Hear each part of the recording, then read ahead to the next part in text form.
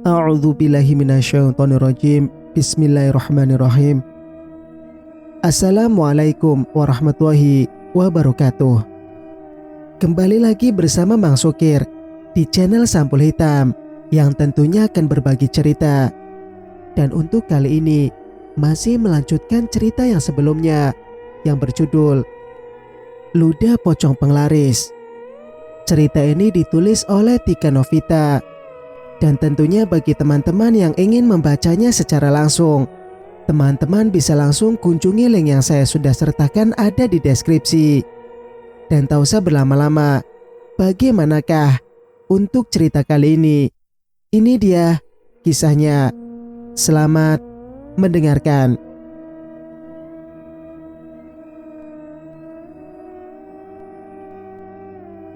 Ini Wati. Ibu menyodorkan lembaran uang kertas merah itu pada Wati. Wanita dengan setelan kaos oblong itu melangkah menghampiri ibu yang duduk di dekatku.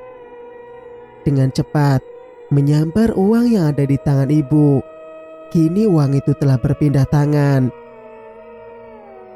Aku mengikuti gerakan tangan ibu, di mana setelah ini ibu meletakkan dompet kecil yang benar-benar membuatku penasaran.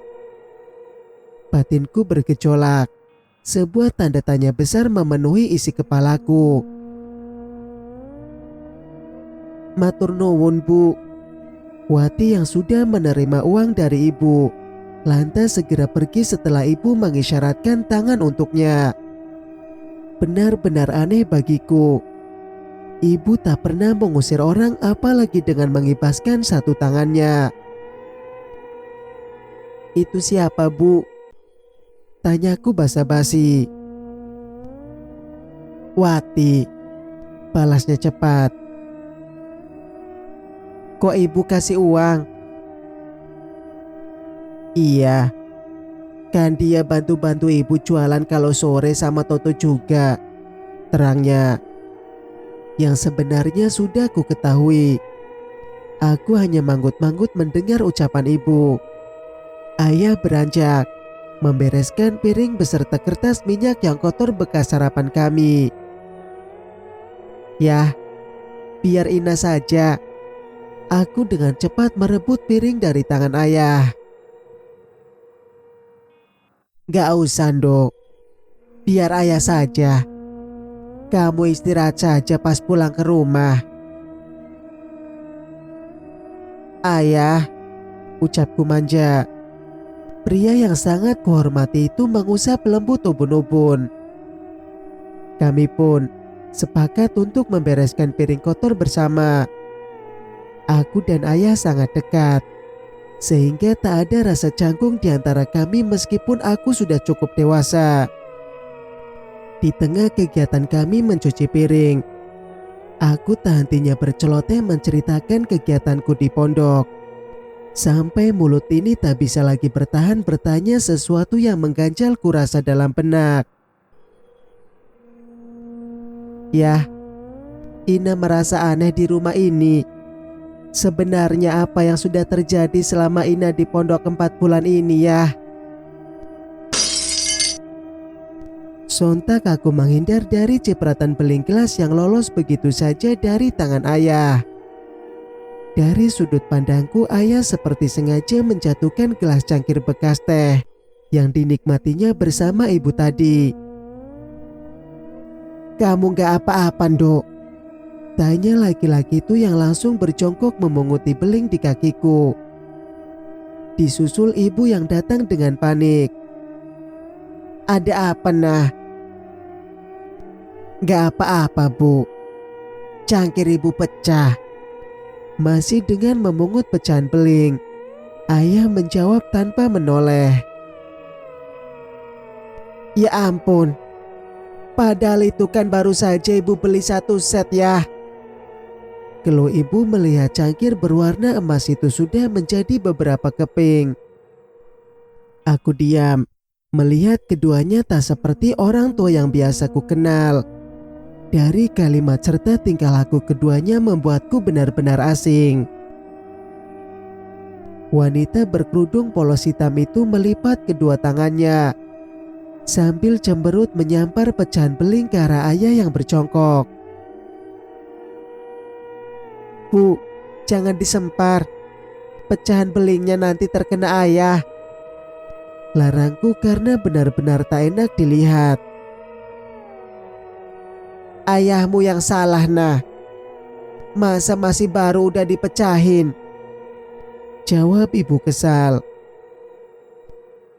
"Iya, ayah minta maaf, Bu." Maaf. Ibu pergi dengan rasa kesalnya. Sama, aku pun sama kesalnya melihat tingkah ibu yang jauh dari kata yang ia ajarkan padaku tentang adab. Mengapa ibu seperti sosok yang lain? Aku mengambil napas panjang, lalu mengambil alih tugas ayah, membersihkan pecahan beling yang sudah menyebar. Ku minta ayah untuk meninggalkanku seorang diri. Beliau pun menuruti ucapanku. Setelah selesai dengan urusan beling, aku memilih melanjutkan pekerjaan menyapu lantai. Kulihat lantai masih kotor dengan debu. Jika dilihat di luar rumah pun, daun-daun berguguran banyak berserakan karena tiupan sang angin. Dari arah belakang, aku menyapu membawa debu-debu itu keluar rumah melalui pintu utama rumah ini. Membersihkan setiap sudut ruangan yang tak begitu luas ini agar terlihat nyaman dihuni. Sayup terdengar suara ibu dan ayah dari arah balik depan seperti sedang bertengkar. Aku menepis. Tak mungkin ayah dan ibu bertengkar, karena selama ini keduanya tak pernah cekcok bareng sekalipun. Itu yang ku tahu tentang kedua orang tuaku. "Bu, kita cari saja tumbal yang lain." Langkahku terhenti saat tepat aku menyapu bagian depan kamar orang tuaku. Jelas aku mendengar suara bapak sedang berpendapat. "Tumbal? Apa maksud bapak?" Batinku tak bisa lepas dari rasa ingin tahu. "Cari di mana ya? Bukannya ini sangat menguntungkan buat kita. Dapat tumbal di jalan tanpa harus mengorbankan orang yang kita kenal." Tanganku bergetar hebat. Tiba-tiba saja jilbab yang kukenakan sudah basah dipenuhi oleh keringat dingin. Sapu yang kupegang hampir saja lolos dari genggaman. Beruntung dengan gerakan cepat bisa kutangkap. Jika tidak pasti akan jatuh menimbulkan suara bisingnya. "Tapi kayaknya arwah perempuan itu gangguin Ina, Bu." Lagi, sebuah fakta yang semakin membuatku ngeri. Aku menutup mulutku dengan satu telapak tangan, berharap ini tak mungkin terjadi. Terlebih lagi, dilakukan oleh kedua orang tuaku sendiri. Mereka yang selalu mengajarkanku ilmu agama sebagai landasan penting dalam hidup. Tapi apa ini? "Gak apa-apa ya. Lagian, Ina pasti sudah lupa dengan kejadian kemarin sore itu. Ibu sudah menggosokkan tanah yang masih ada darah bekas kecelakaan gadis itu di kening Ina." "Tapi Bu, tadi pagi Ina juga masih dijahilin kan?" "Sudah, ayah percaya saja sama ibu. Ina sebentar lagi juga balik ke pondok kan. Yang terpenting, kita carikan tumbal untuk pocong itu. Dan usaha kita bisa maju ya." Sederet percakapan yang membuatku menangis terisak. Aku meninggalkan sapu itu berdiri di depan kamar ayah ibu, membiarkan tongkat itu menjadi saksi bisu keduanya. Karena aku tak sanggup untuk lebih lama mendengar obrolan ibu dan ayah yang ternyata sudah bersekutu dengan setan. Tentu saja itu karena diriku. Ingin menuntut ilmu dengan jumlah biaya yang tak sedikit, itu pasti sudah membebani kedua orang tuaku. Tanpa sadar, aku membuat kedua orang tuaku menjadi sesat. Aku menyeka sudut mataku, mengingat akan benda yang tertinggal di ruang tamu. Benar, kendi yang berisikan darah kecelakaan gadis yang disebut oleh ayah ibu tadi masih berada di bawah kursi tempat kami makan bersama tadi. Kubuka pintu kamar mandi, menutup keran air yang mengalir deras. Kuayunkan langkah tergesa menuju ruang tamu. Saat sudah berdiri di sana, kulihat ibu berusaha meraih sesuatu dari bawah kursi kayu berbentuk L yang tersusun di sudut ruangan. Begitu bangkit tangan ibu sudah memegang kendi keramat itu. Aku kalah cepat. Ibu tak mungkin melupakan benda yang keramat itu di sana. "Ibu," seruku, berusaha mengambil alih kendi yang akan dibawanya ke bilik itu. Wanita bertubuh sedikit gemuk dengan tai lalat di pelipis itu menoleh. Ia melempar senyum begitu melihat sosokku yang memanggilnya. "Nah, ini tadi kamu yang nyapu?" tanyanya saat melihat debu yang kutinggalkan begitu saja di muka kamarnya. "Ah, iya bu. Maaf, tadi Ina kebelet pipis," ujarku beralasan. Beriringan dengan menghampiri ibu lalu dengan sengaja menyenggol kendi yang dibawa oleh ibu. Lalu dengan sengaja menyenggol kendi yang dibawa oleh ibu dengan satu gerakan. Benar saja, kendi yang terbuat dari tanah liat itu langsung jatuh dan pecah. Isi yang ada di dalamnya juga ikut berhamburan. Pasir yang menggumpal serta rambut dan sedikit kain berwarna coklat itu ikut tercecer. Ditambah bau semacam got ikut keluar. "Ina!" bentak ibu. "Maaf bu, Ina tidak sengaja," balasku lalu bercongkok. "Jangan sekali-kali kamu sentuh tangan itu, nah." Tangan ibu berhasil menahanku, serta kalimat larangan keluar dari mulut ibu. "Kenapa bu?" tanyaku, membuat wanita yang berjongkok sejajar denganku itu menatap garang diriku, seolah matanya mengeluarkan bara, terlihat begitu merah nyalang. Namun itu tak cukup untuk menggetarkan niatku merubah ibu ke jalan yang kembali benar. Singkat cerita, langit yang sedari tadi mendung kini telah turun hujan. Seolah tahu di sini ada jiwa yang sendu menahan mendung yang ada di pelupuk mata. Beriringan dengan gemercik air aku menumpahkan bulir bening dari kedua manik. Setelah pertengkaran siang tadi, aku sama sekali tak keluar kamar. Bahkan beberapa kali ayah mengetuk pintu kamar, namun aku tak ingin bergeming. Untuk pertama kalinya, siang tadi ayah mendaratkan tamparan di pipiku, dan itu sungguh membuatku sakit. Aku pun tak berkutik. Buyar sudah rencanaku untuk melenyapkan isi kendi itu. Ayah dan ibu dengan mudah memindahkan isi kendi yang berceceran itu ke dalam kendi yang baru. Di tengah suara hujan yang tak begitu deras, pendengaran ini pekakan suara rintihan tangisan perempuan.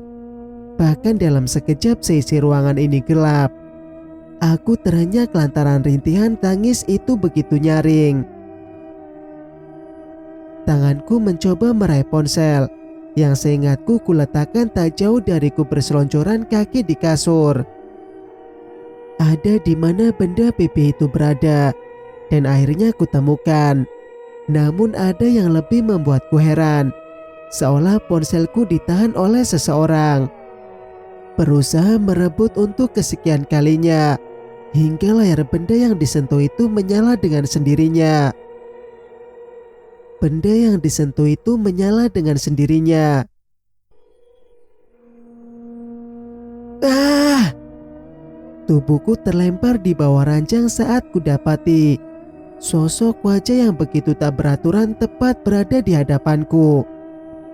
Beruntung ponsel kini ada di tanganku, Segera aku menyalakan penerangan, menyoroti area ranjang di mana sosok menyeramkan tadi muncul. Tapi tak ada siapapun di sana. Napasku terengah, perlahan bangkit lalu menyambar jilbab yang berada di ujung ranjang. Memakainya asal lalu segera berlari keluar kamar. Setelah berada di luar kamar, kudapati seisi rumah ini gelap gulita. Namun ketika kuedarkan pandangan keluar rumah, lampu-lampu menyala dengan terangnya.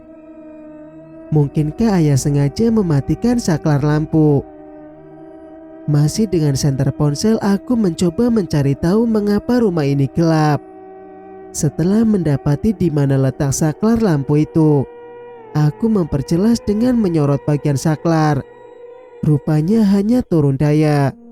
Segera aku menaikkan daya agar listrik rumah ini kembali normal. Setelah aku pastikan aman, tiba-tiba dari arah dalam terlihat ibu sedang berjalan tergesa menuju ke arahku. Seperti singa yang lapar bersiap menerkam mangsanya.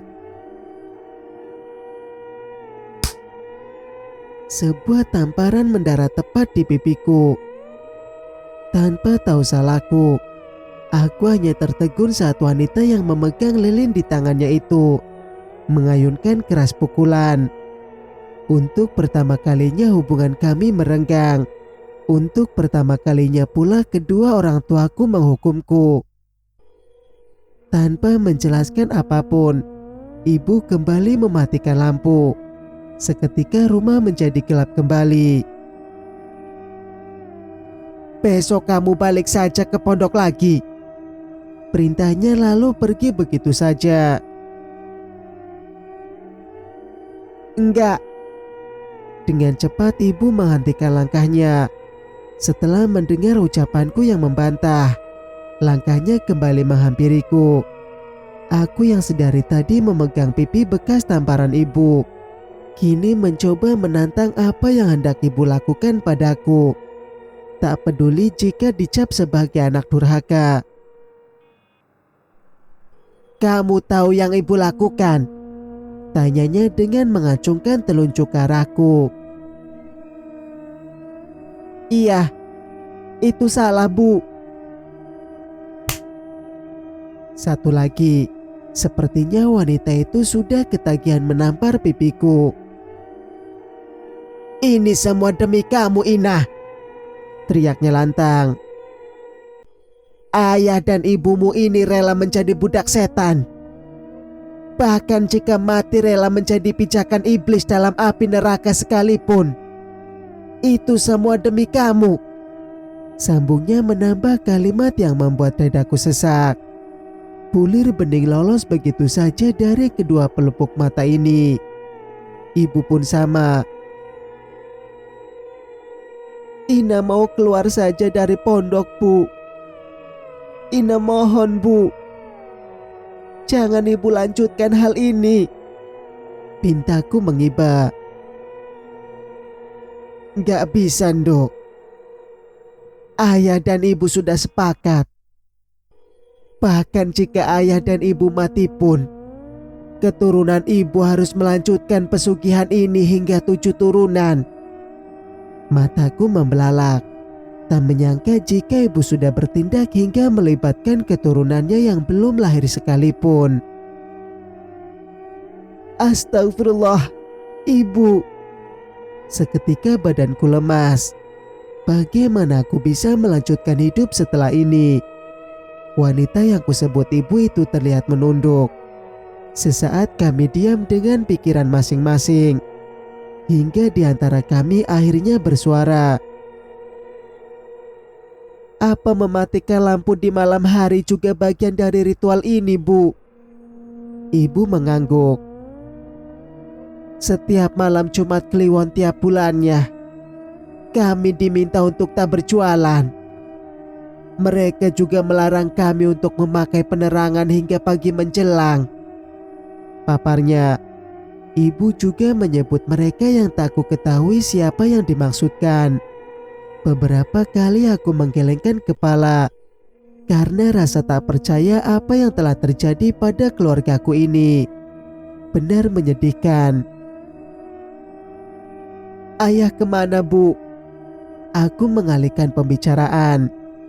Namun sial wanita itu justru mengatakan jika ayah saat ini sedang menjalankan ritual malam Jumat Kliwon. "Wanita yang mati tertabrak mobil. Di sana ayahmu menjalankan ritualnya sampai bergantinya tahun penanggalan Jawa." "Apakah sosok yang sering muncul itu, Bu?" tanyaku. Ibu pun mengangguk. Aku menghela napas panjang. Menyesal pun sudah tiada guna. Yang harus aku lakukan saat ini menyelidiki agar keluargaku bisa terbebas dari jerat iming-iming setan. "Bu, Ina mau keluar saja dari pondok.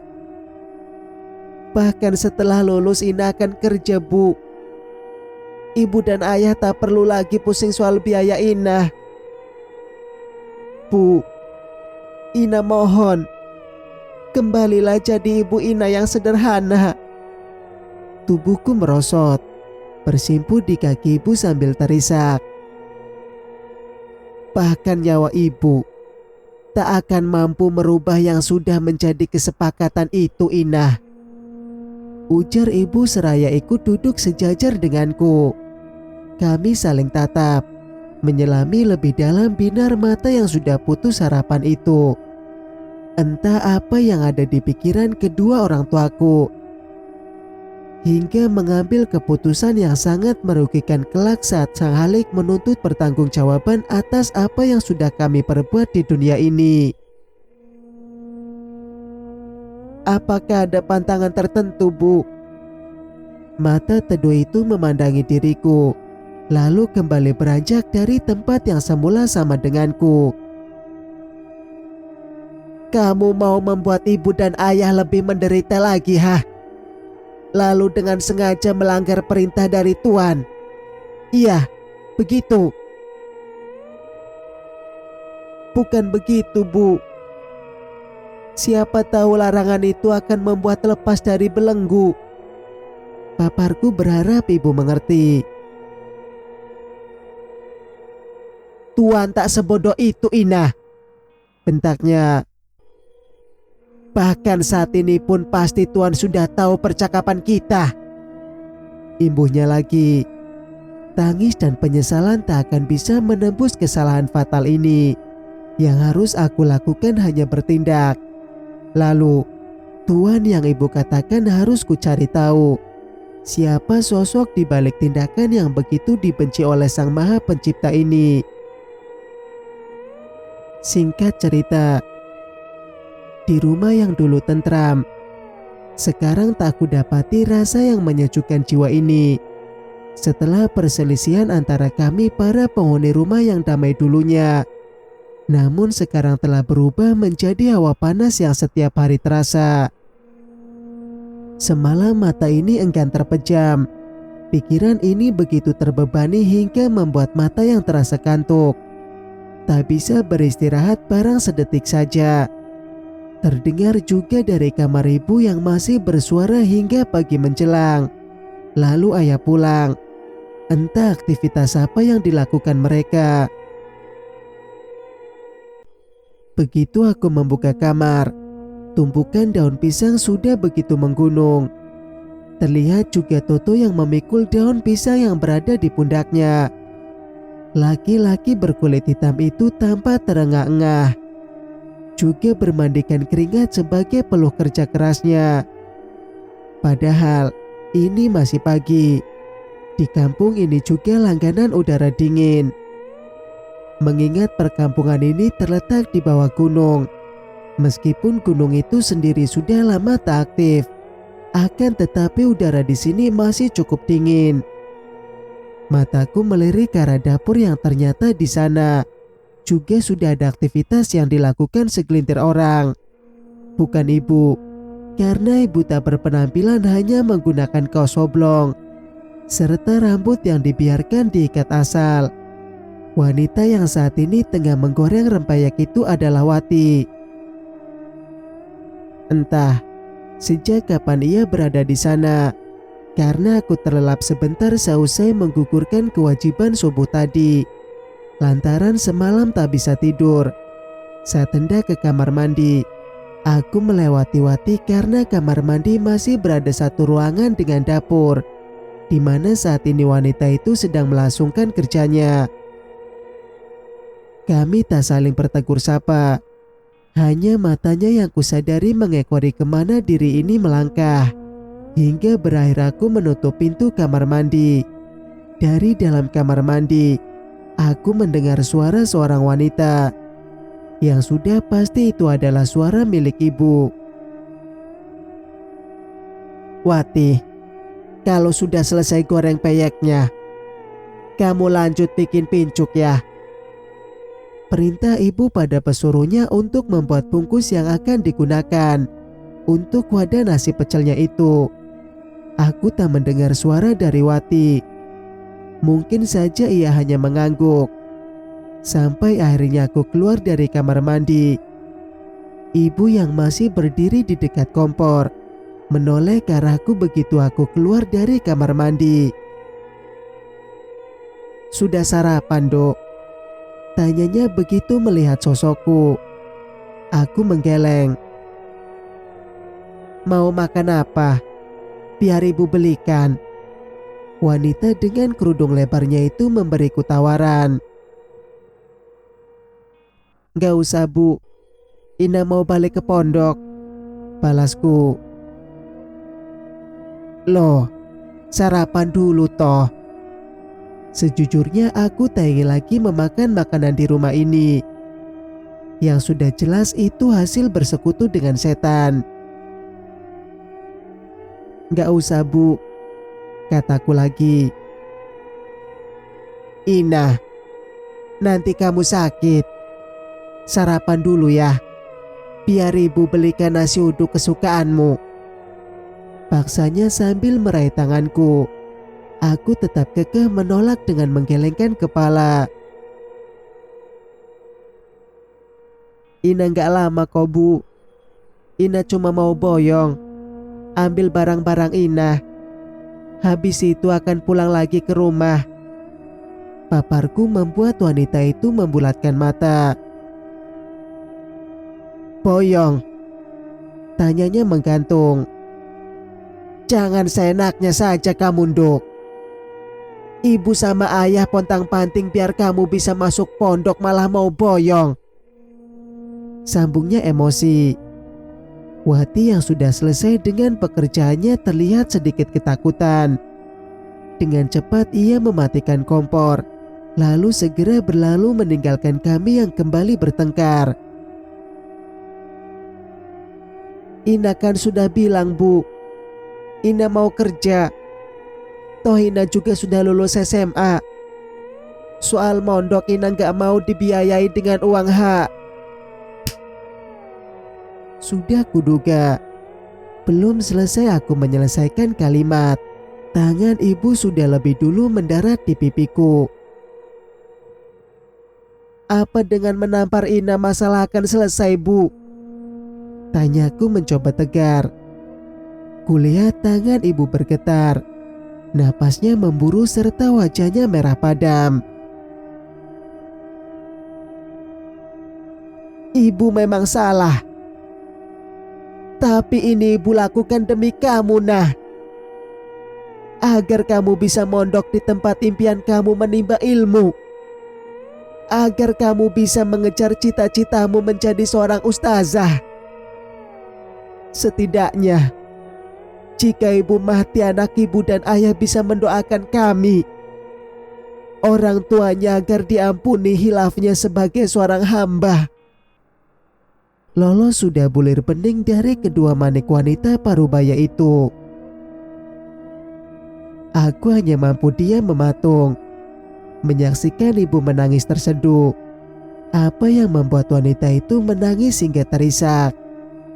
Soal urusannya dengan Tuhan, atau malu jika aku tak lagi dipandang sebagai anak soleha yang menuntut ilmu di pondok agar bisa dibanggakan, atau malah sedih dengan sikapku?